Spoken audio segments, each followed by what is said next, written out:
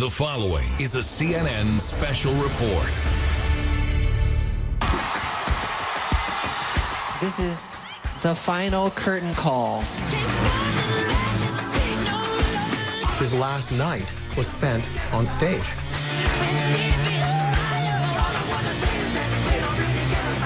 And I said, all right, love you. He goes, love you more. See you tomorrow. And then tomorrow? Never came. We have a gentleman here that needs help, and he's not breathing. And right then, I knew something was terribly wrong. I said, Janet, is he dead? And she said, he's gone. Do you think there was some sort of conspiracy to kill your brother? Absolutely. How are you feeling? It's possible that Michael had been using this anesthetic drug maybe 5 or 6 years ago. Elvis was huge, but Michael went around the world. He was off the planet. Now, a behind-the-scenes look into the final days of Michael Jackson.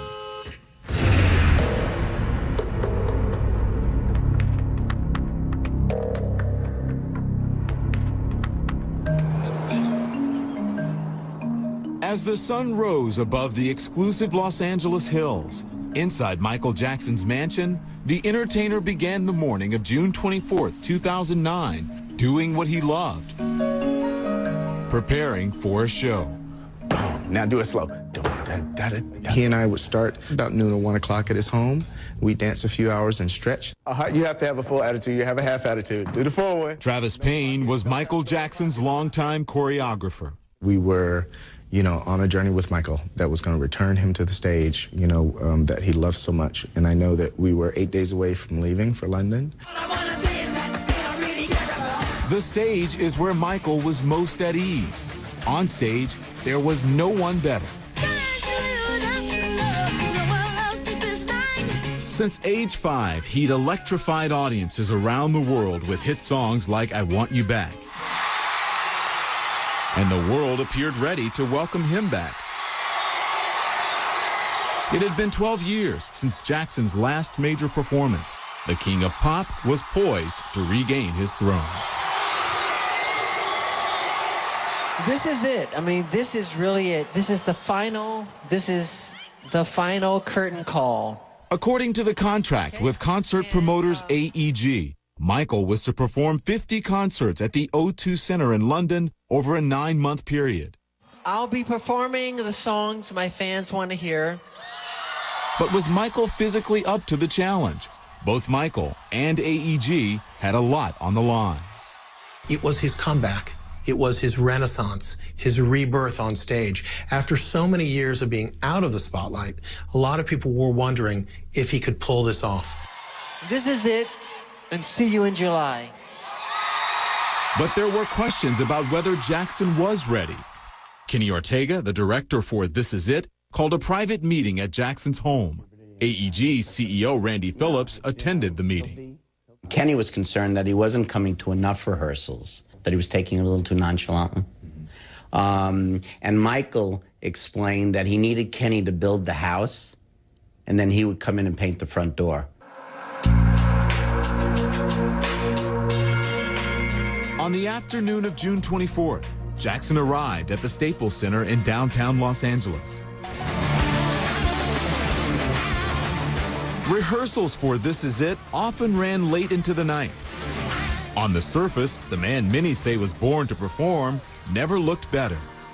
Was his voice getting stronger over a period of rehearsal? Absolutely. Was his dancing getting stronger? Absolutely. His body, everything? Absolutely. Michael Bearden, the musical director for This Is It, was on stage that last night.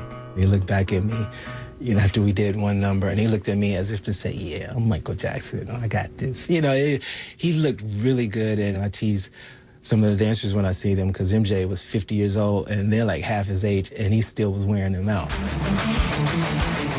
On stage, always a perfectionist. Off stage, a legend with a sense of humor.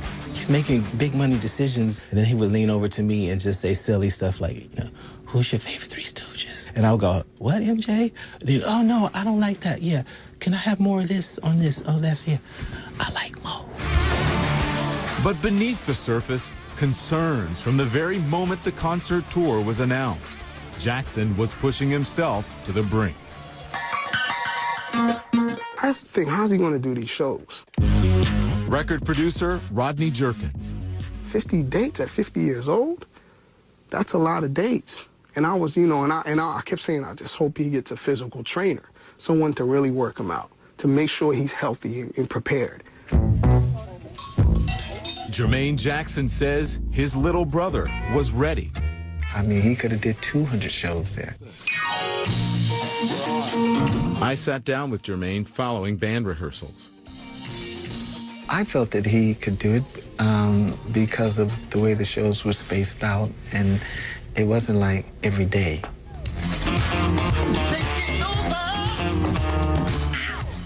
See, like when we first started, we were doing one-nighters where you go every day, you're in a different place. You're riding a bus and you're sleeping on top of each other. That's tough. But this was and you didn't have to take the stage down. You were in one location. I think that night he finally accepted down deep in whatever the inner reaches of an artist's soul are that he could do this. Was anything out of the ordinary that night? The only thing that might have been out of the ordinary is that Michael had a serious glow about him that night.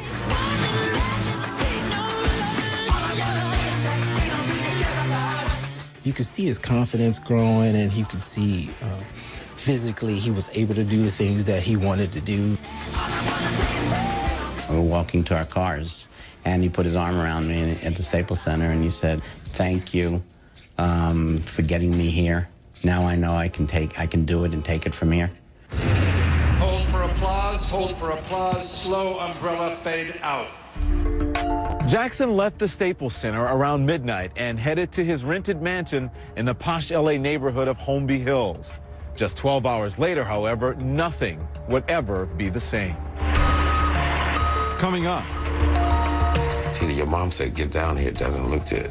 The tragic news no family wants to hear. I said, "Oh my gosh, what's going on?"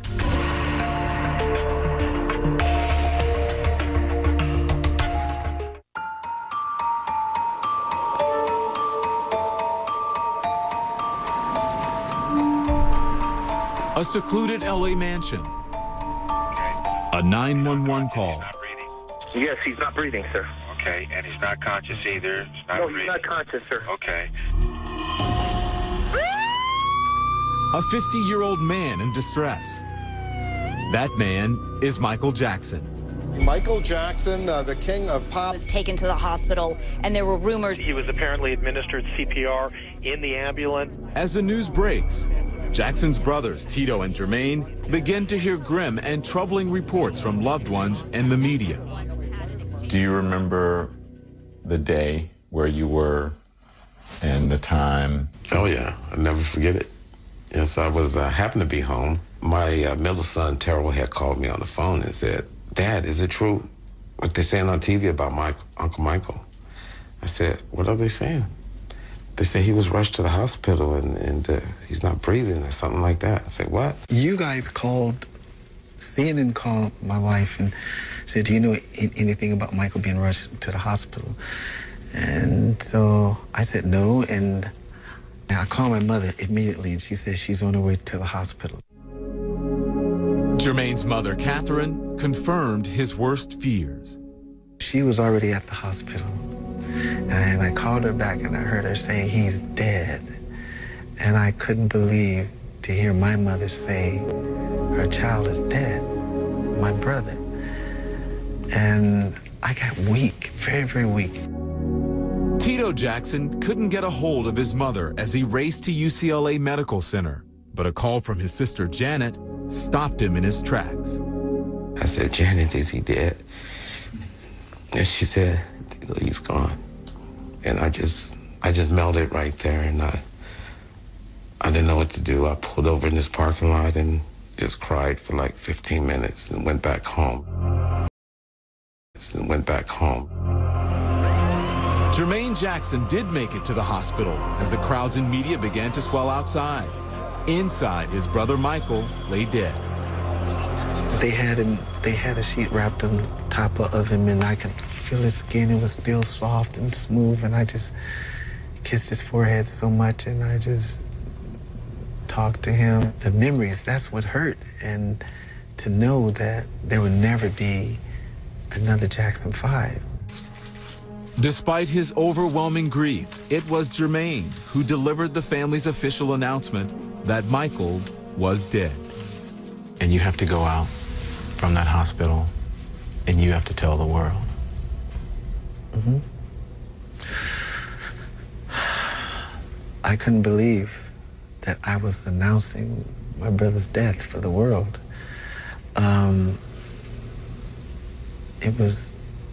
I was numb,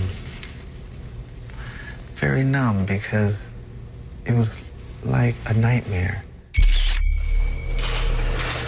My brother, the legendary king of pop, Michael Jackson, passed away on Thursday, June 25th, 2009 at 2:26 p.m. Were you able to see Jermaine do the press conference? I saw it on television. It was sad. I wish I could have been there, but I would have never made it in time. What were you thinking when you saw that? Shocking and hurting and just all type of emotions all hitting you at one time. Today you can't do it without crying? No, still. You know, it's hard. It's really a hard thing because Michael was so special to not just me, but to everyone.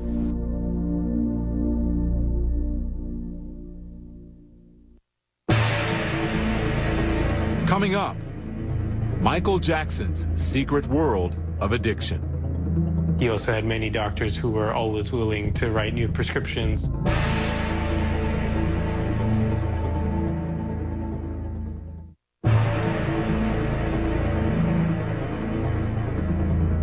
This is CNN Breaking News. Michael Jackson, 50 years old, the king of pop, has died.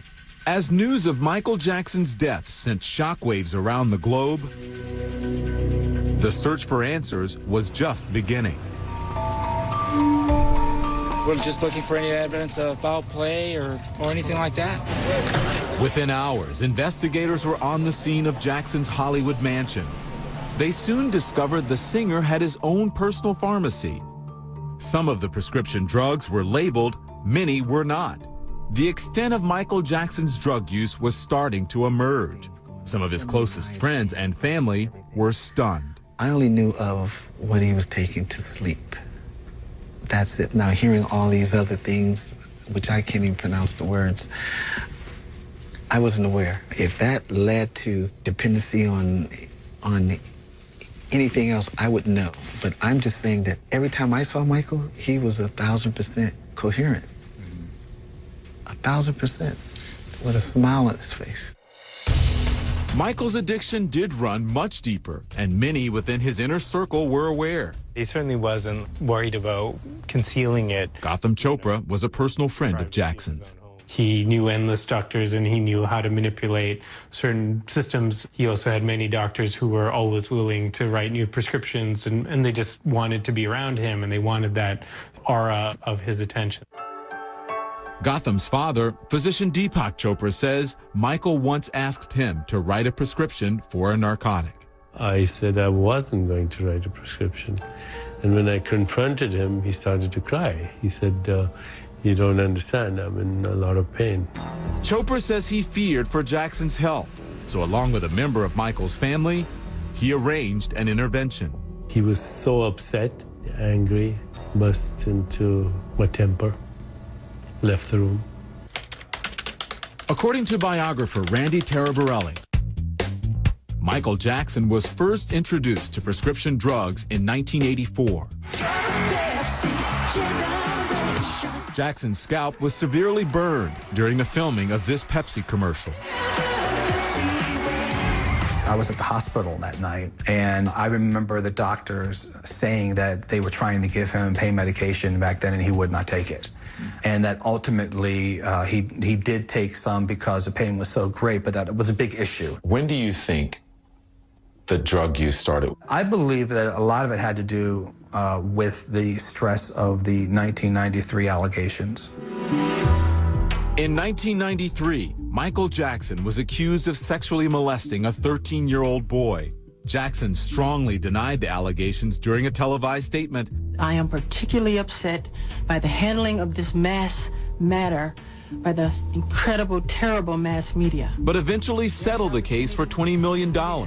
No charges were ever filed.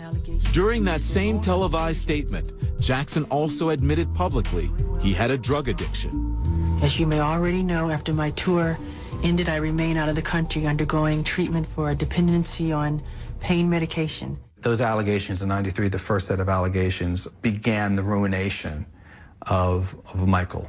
10 years later, more accusations of child molestation. This time, there would not be a settlement. Charges were filed. A highly publicized trial followed. Faced with the possibility of prison, Jackson was in the fight for his life. The stress took a toll, even though he was cleared of all charges. What did you see in his eyes? I could see in his eyes that he was dying, that he was gone already. On verdict day, he was not there. He was so vacant. Following the verdict in 2005, Jackson spent the next 4 years focused on his children. 6 months before his death, Michael Jackson met nurse practitioner Sherilyn Lee. She came to Jackson's home to treat one of his kids for a cold. One day, Lee says Jackson asked her to help him sleep. She agreed to stay over and monitor his sleeping patterns. This is 10:30, 11 o'clock at night. Because I said, call me so I can kind of monitor and see what's going on. So he slept for about 3.5 hours, and then he jumped up. He looked at me with his eyes wide open, and I said, Michael, you okay? He said, yes, but I just want you to see I can't sleep. Lee says Michael requested propofol, a drug few people had heard of. It is a powerful anesthetic that's only used in operating rooms or other clinical settings. Propofol isn't available as a pill. It can only be given intravenously. It puts a patient out almost instantly. I looked at him, and that was the first time I got this chill through my body.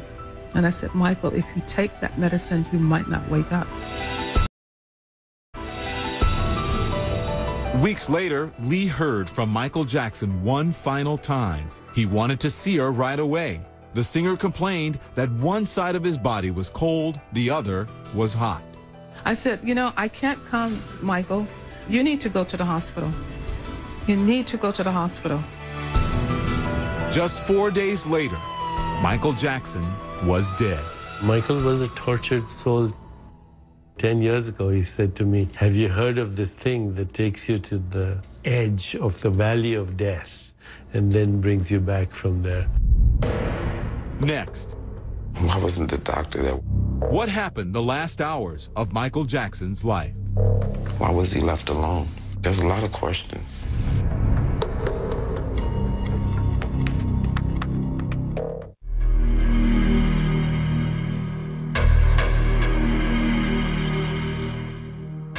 Conrad Murray, one of the last people to see Michael Jackson alive. Murray was Jackson's personal physician. Statements are just minutes away in the trial of Michael Jackson. And on September 27, 2011, Murray would go on trial in Los Angeles, accused of giving Jackson drugs, including the powerful anesthetic propofol that caused Jackson's death. Let me call the case of the people of the state of California, plaintiff versus Conrad Robert Murray, defendant. Ladies and gentlemen, the evidence in this case will show. District Attorney David Walgren laid out the prosecution's case. Michael Jackson trusted his life to the medical skills of Conrad Murray. That misplaced trust in the hands of Conrad Murray cost Michael Jackson his life. To help prove their case, prosecutors presented two very different portraits of the pop legend. From a vibrant singer, dancer, and entertainer on stage, to a completely different person behind the scenes. To Michael Jackson. Then, midway through opening arguments, a stunning moment. The voice of Michael Jackson, as he'd never been heard before. If you believe my show, I want to say he is the greatest entertainer in the world. Jackson sounded fragile, impaired, incapable. You may be seated. And that's just what Kenny Ortega feared. Ortega was directing the most anticipated show in decades, with a star he feared wasn't up to it. But Murray insisted he was in charge of Jackson's health. He said I should stop trying to be an amateur doctor and psychologist and be the director and allow Michael's health to him.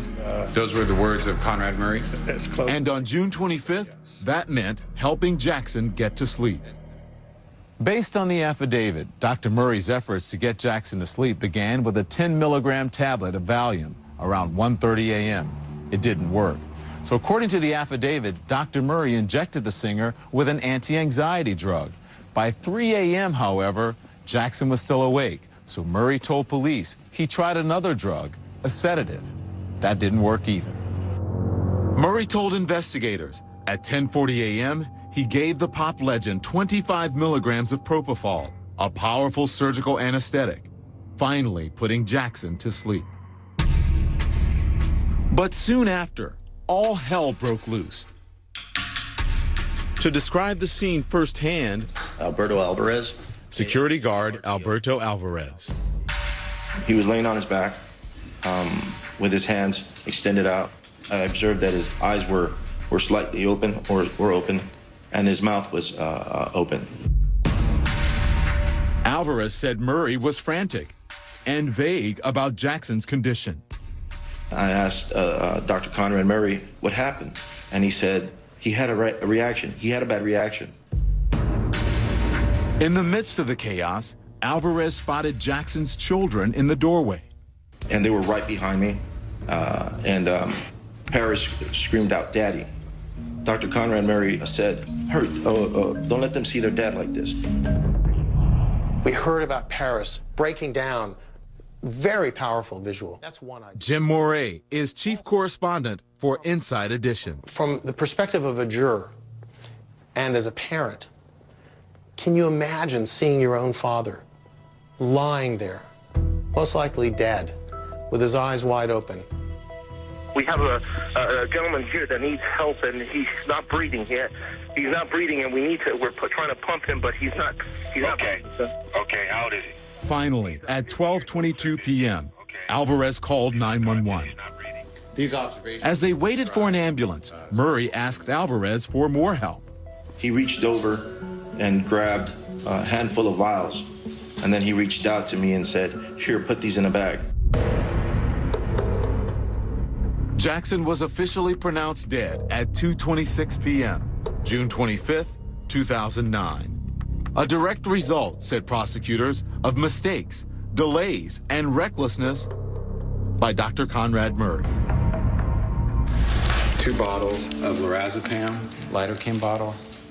D.A. Walgren added into evidence each vial and bottle found at Jackson's house. Flumazenil. One. Ephedrine. After 20 milliliter propofol bottles. Another.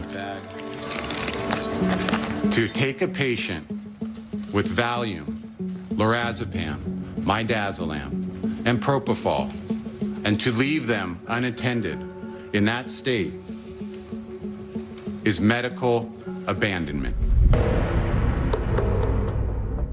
Murray, of course, saw things quite differently, providing his version of events in a police interview recorded just days after Jackson's death. Full name? Conrad Robert Murray. It was Jackson, Murray said, who told him all about propofol and insisted he use it to ease Jackson's crippling insomnia. He knew that that was the only thing that worked for him. I constantly cautioned him and, claims Murray, tried to wean him from the drug. Still, Jackson pressed for propofol on the day he died. He said, "I can't function if I don't sleep." So I agreed that I would switch over to the propofol. Then, Murray said, he sat at Jackson's side. I monitored him, saw his oxygen saturation, heart rate, everything looked stable. Then I needed to go to the bathroom. Then I came back to his bedside and I was stunned in the sense that he wasn't breathing. Michael Jackson. The defense maintained that it wasn't Murray who administered the fatal dose. It was Jackson himself. When Dr. Murray left the room, Michael Jackson self-administered a dose of propofol that, with the lorazepam, created a perfect storm in his body that killed him instantly. The defense said it was the final fatal move for a man with a tortured history of substance abuse. I specialize in addiction medicine. Dr. Robert Waldman reviewed records from Jackson's dermatologist.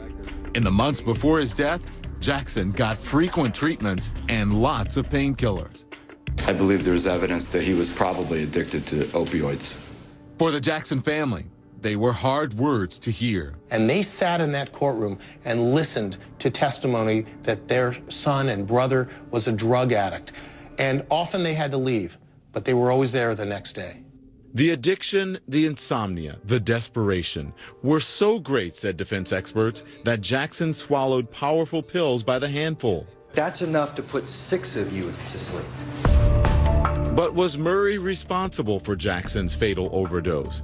As the opposing attorneys gave their closing arguments, 2 very different answers emerged. Ladies and gentlemen, the evidence in this case is overwhelming that Conrad Murray acted with criminal negligence. That Conrad Murray caused the death of Michael Jackson. That Conrad Murray left Prince, Paris, and Blanket without a father. Dr. Murray. The defense insisted that Murray was driven by his own naive desire to help. He thought he could help Michael Jackson succeed. He could help him sleep normally. He believed that. He was wrong. He was wrong. Because Dr. Murray had no control over this situation. Because what was happening in the background, he was just a little fish in a big, dirty pond. Finally, it all rested with the jury. 2 different versions, one man dead, and another's freedom hanging in the balance. And we're following the breaking news this hour. A verdict in the involuntary manslaughter trial of Dr. Conrad Murray. We, the jury in the above entitled action, find the defendant, Conrad Robert Murray, guilty of the crime of involuntary manslaughter. After his conviction, Murray was sentenced to 4 years in prison. Coming up, claims that the promoters behind Michael Jackson's tour were responsible for Murray's negligence. The AEG defendants were negligent in hiring, retaining, or supervising Dr. Conrad Murray, and that ultimately led to the death of Michael Jackson. All I want to say is that they don't really care about us.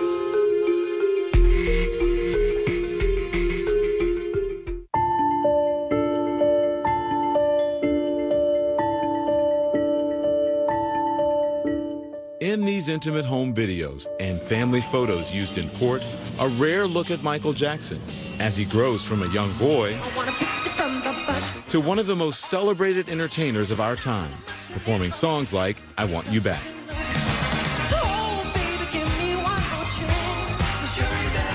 And finally, into a father himself. Hi, my name is Prince Michael Jackson, and I love my daddy. And I'm Daddy's baby, and I love my daddy. And my name is Daddy's baby. But by age 50, Jackson was gone, and his personal doctor, Conrad Murray, had been found legally responsible for his death. But was Murray solely to blame? Not according to the Jackson family. Michael's mother and his children went back to court in 2013, this time filing a wrongful death suit against concert promoter AEG Live. This case involved a number of legal questions. First of all, was Dr. Murray hired by AEG Live? Did AEG Live know that he was a risk to Michael Jackson, and should AEG Live pay damages? Kevin Boyle was the attorney for Katherine Jackson. The AEG defendants were negligent in hiring, retaining, or supervising Dr. Conrad Murray, and that ultimately led to the death of Michael Jackson. AEG Live attorney Marvin Putnam said that Dr. Murray was working for Jackson and not the company. I can't quite understand how they're making the claim they're making, given Conrad Murray's own statement. 2 days after Michael's passing, he said, I was hired by Michael Jackson. I had worked for Michael Jackson for years. AEG Live stood to lose or gain millions based on the results of Jackson's concerts. And the Jackson family claimed AEG Live instructed Murray, quote, not to look out for Jackson's best interests, but rather to do whatever medical procedures were calculated to get Jackson to perform.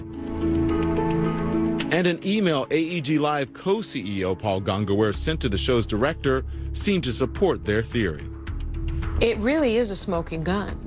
It's probably one of the most important pieces of evidence that Michael Jackson's attorneys have, that AEG supervised, directed, forced, employed Dr. Conrad Murray to provide Michael Jackson drugs so that he could perform. At 4:11 p.m. In a taped deposition played for the jury, Gongaware was confronted with the email he sent. It says, we want to remind him that it is AEG, not MJ, who is paying his salary. We want him to understand what is expected of him. Did you write that email? I don't recall. He came across as suffering some sort of executive amnesia, if you will. The Jackson family, in looking at that email, believes that AEG made it clear to Dr. Murray that he was supposed to make sure that Michael Jackson performed no matter what. Hold for applause, slow umbrella fade out. Show director Kenny Ortega emailed Gongaware 11 days before Michael's death with concerns about the singer's health. An emotional Ortega read his emails to the jury. There are strong signs of paranoia, anxiety, and obsessive-like behavior. I think the very best thing we can do is get a top psychiatrist to evaluate him ASAP. Ortega could see, perhaps better than anyone else, exactly what effect the grueling preparation was having on Jackson. The insight that he gave into what was happening with Michael in his last weeks was incredible, about his deterioration, about how he couldn't remember his lyrics to his songs, about how he wasn't getting the dances, and about the conversations with the AEG Live executives about what to do about Michael. AEG attorneys argued Michael Jackson was a drug addict who sought out doctors who would feed his addiction, like Conrad Murray. They brought out a long parade of doctors who had given Michael painkillers or had used propofol on Michael Jackson. The defense used the deposition of Randy Jackson, Michael's brother, to argue that not only was Michael addicted to drugs, but he would have resisted any attempts at an intervention. AEG Live said, if the family can't help him, if the family can't stop him, how could we, as concert promoters, ever be expected to have done that? Michael Jackson's two oldest children, Prince and Paris, were on the witness list to testify until Paris Jackson, the 15-year-old daughter of pop icon Michael Jackson, was rushed to a hospital in Los Angeles. In the midst of the trial, near tragedy. Michael Jackson's daughter, Paris, was rushed to the hospital after cutting her wrists in an apparent suicide attempt. Paris received medical attention and would no longer testify. Prince, Michael's son, did go on to take the stand. He told jurors that his father would often cry after talking to AEG Live executives, and the pop icon feared for his life leading up to the concerts. It was very clear that Prince felt that Michael Jackson felt really pushed to the brink by AEG executives. He didn't trust them. He didn't like them. And he heard his own father say, while sobbing, they're trying to kill me. Only a jury could decide if that were true. The verdict came months after the trial began. Question 1. Did AEG Live hire Dr. Conrad Murray? Answer, yes. But when the court assistant read the second question, Was Dr. Conrad Murray unfit or incompetent to perform the work for which he was hired? Answer, no. jurors decided that AEG Live was not liable for Michael Jackson's death. The verdict means the Jackson family will not get any money from AEG Live. Still, Katherine Jackson claims the trial has never been about money. She was asked during her testimony why, and she said, I want to know what happened to my son. It is a search for the truth. Coming up. My brother's the baddest boy that ever held a microphone. That boy was bad. And we'll never have another one. The king of pop remembered. He is everything to music. This man was a universal pop icon. And I'm gonna miss him. I'm gonna miss him so much.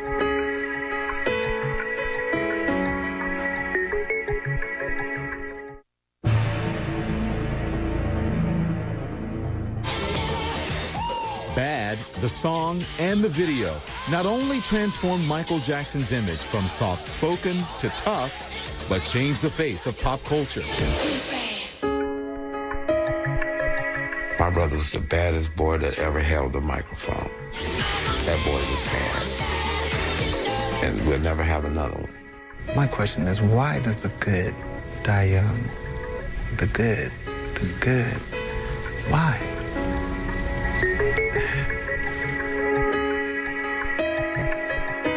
Why him? And sometimes there's no answers.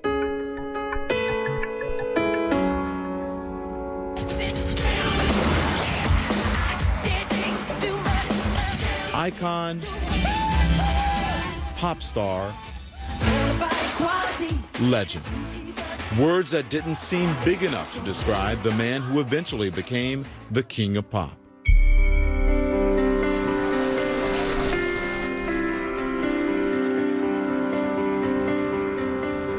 When my brother died, the world cried. He meant so much to me. He influenced, like, my whole world. Michael, thank you for the music you gave us all. The world will miss you. We love you.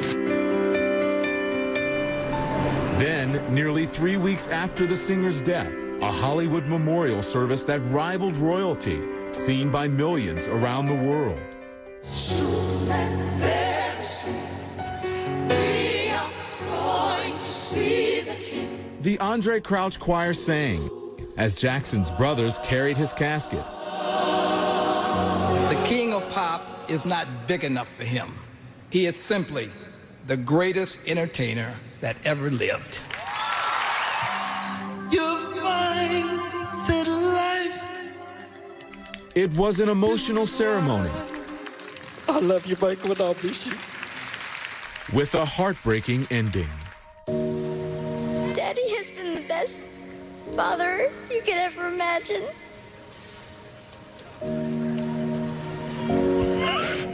And I just wanted to say I love him so much. I'm not gonna see him anymore, but I feel him everywhere. I really do. God picks certain people to do certain things. He knew he would be the loudest voice for the world to say, man in the mirror, heal the world.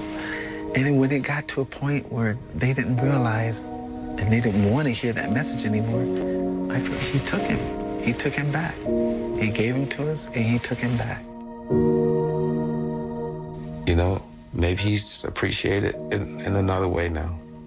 But I know one thing. There'll never be another Michael Jackson, not in my lifetime, or yours, or anybody else's that's on this earth right now. I just miss his laughter and his candor and just the person he was, just a loving brother. My little brother, that's what I miss, my little brother. Every 25, 30 years, a phenomenon comes along. And we happen to watch them come in. We watch them light up and thrill us. We watch them go away. Now he will be the king of pop forever. A combination of high 50,000-foot showmanship, sincerity, uniqueness, originality, passion. He is everything to music. This man was a universal pop icon. No barrier stood before this man that he didn't challenge, that he didn't break down, that he didn't tear down. And that right there, that'll never be replaced. And I'm gonna miss him. I'm gonna miss him so much. Michael Jackson was the complete package of an entertainer. I mean, not only could he sing, but he was visually dynamite. If there was one song that you could, if someone asked you to sing in tribute to Michael Jackson at a service or whatever, what do you think you'd sing? How I feel about him, I would probably sing Never Can Say Goodbye. Can you sing a little bit, please? Never can say goodbye. No, no, no, no, I never can say goodbye. Okay? Because I won't. Never can say goodbye. No, no, no, no. Never can say goodbye.